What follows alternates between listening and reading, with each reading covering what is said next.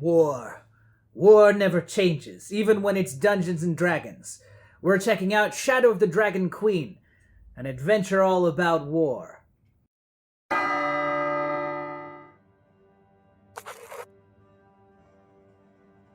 Dragonlance, Shadow of the Dragon Queen is a D&D adventure set in the world of Dragonlance, in Krynn itself.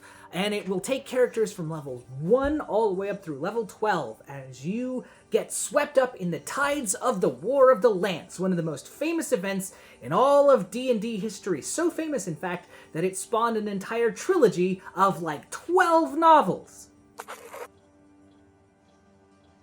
So in Dragonlance, Shadow of the Dragon Queen, there are a number of new player options. There are 2 new backgrounds, which both come with feats and kind of open up your character being a little more connected to the world of Dragonlance. There's the Solamnian Squire, which is a background that you would take, which also gets you the feat related to the Knights of Solamnia, which means that you are a martial character that is connected to the romantic, chivalrous order of the Knights of Solamnia. You get a free feat at first level that kind of sets the stage for you to take the higher level feats as you get to 4th level. It's a cool new progression system that D&D is experimenting with. They also have the Initiate of High Sorcery background, which gets you the Initiate of High Sorcery feat and opens the door for you becoming a mage of the white, red, or black robes. But on top of the new backgrounds and the new feats, there's also a new race. They are the Kender. If you have ever read a Dragonlance novel, you know Kender, but if you are unfamiliar, they're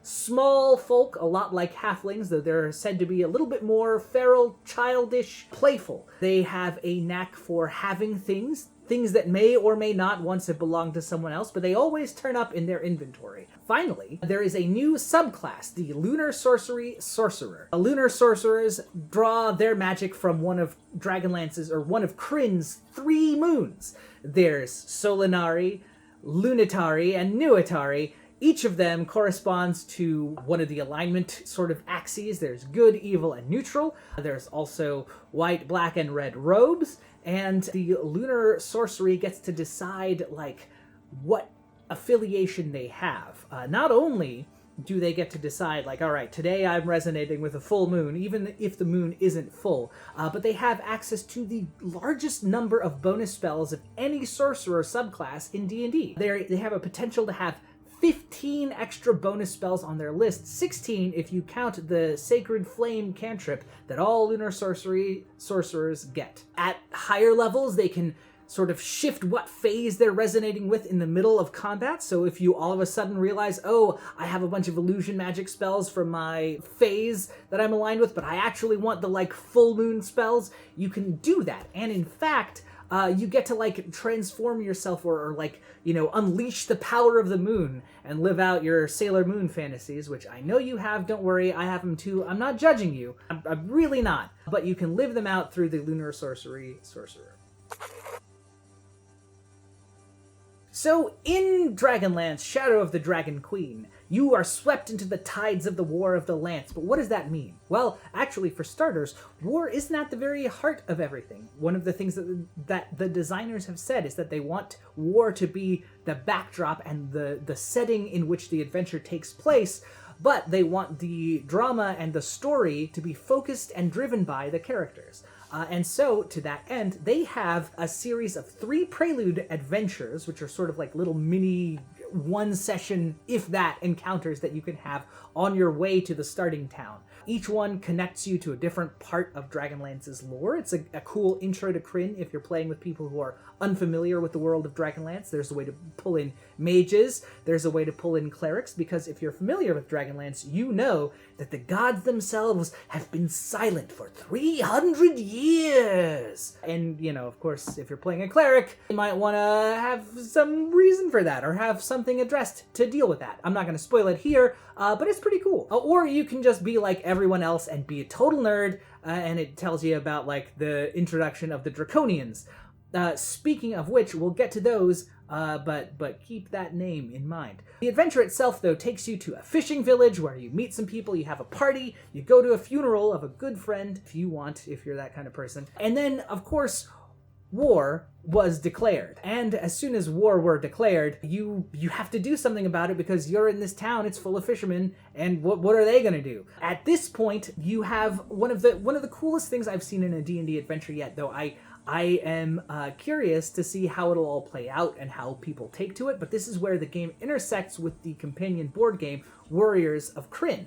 When you get to the point in the adventure where the dragon armies first show up, you can, if you have the companion board game, play the first scenario in the game and kind of actually play out what happens. Do the defenders of the village hold off the dragon armies long enough to get everyone away, or do you lose, and like what happens either way? It's a really cool system to kind of bring your characters and put them in like a more mass combat kind of a role. Or you can like skip all of that or kind of resolve it in other ways that the book suggests and play out like an invasion of the village and stuff like that. Throughout the course of the adventure, you journey along Krynn, you get swept up in events that are way bigger than you. I don't want to really spoil the whole adventure, but I do want to point out that this book has a system for dealing with your characters being in mass combat. When you are fighting amid a battlefield, the battlefield itself gets an action at the end of every combat, and something cool might happen depending on what you are, or it could be terrible. Carts might go running away and careen through where you're fighting off with the army's lieutenant. Things might explode. Dragons might make strafing runs, breathing flame upon you. There's a whole lot of interesting possibilities. I think it's a really cool way of handling it without actually having to have out 50 to 100 minis to play through everything. There are a ton of new dragon-themed monsters that are introduced in Dragonlance, Shadow of the Dragon Queen. Everything from the series of new Draconians, which are sort of draconic super soldiers that were bred from good dragon eggs that had been captured by the forces of the Queen of Evil herself, turned into monstrous shock troopers and soldiers to help make her armies unstoppable. Some of them can fly, some of them explode when they die. It's all bad. There are also dragonelles, there are death dragons, and of course, heading up everything is the signature iconic Death Knight, Lord Soth himself. He is sort of one of the overarching villains of the campaign, and you might end up fighting him. But you also might be clever and smart about it. So, I leave that up to you.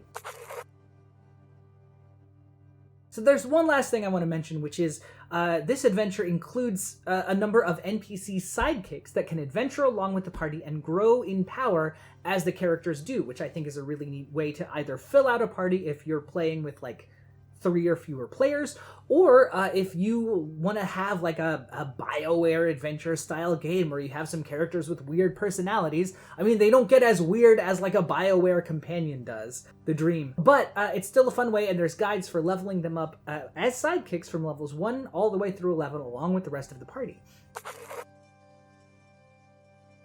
So that's Dragonlance, Shadow of the Dragon Queen. It is a big adventure. If you were hoping for a campaign setting book, I do want to point out that the information on Krynn is a little bit limited. If you were expecting something like, Mythic Odysseys of Theros or Explorer's Guide to Wildemount, that is not what this book is. It is, however, a tour of the iconic parts of Krynn as seen during the War of the Lance. So you do go over the length and breadth of it, and you get to meet the inhabitants and participate in major battles and kind of turn the tides yourself, because it is very much a story about the characters and the impact they have in the world. It feels like it's one of the more player-centric adventures in that it focuses a lot on what your characters are doing and gives you good reasons to keep doing that. I mean, the pressure of an oncoming invasion is pretty clear. I think it is a blast. It will probably take you several months to play through this at the very least, unless you're playing D&D every night, in which case, hey, you're living the dream, pal. If you want to know about Warriors of Krynn, we did an unboxing of the deluxe edition, which includes Warriors of Krynn, and you can watch that here. I'm JR from Bulls. Thanks for watching. Goodbye!